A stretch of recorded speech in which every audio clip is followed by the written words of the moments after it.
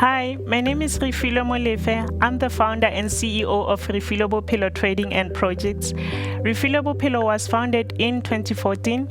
We supply medical consumables and equipment to public and private hospitals around South Africa. We are based in Centurion.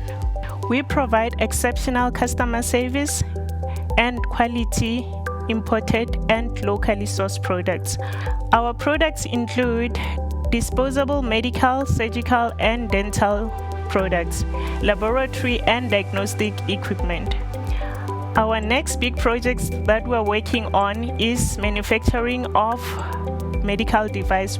We are very excited about the projects that we're working on at the moment, which I cannot say, as it will be the way of expanding our business and also creating employment opportunities for the youth in our country.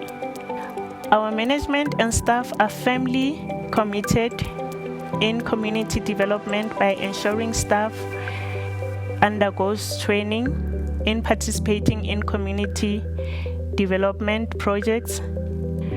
Community support is very important to us throughout the organization. I'd like to thank CEDA for ensuring that my business is growing and developing. Recently, I've just acquired an ISO 13845 quality management certificate for medical devices. Now I can proudly announce that we are compliant.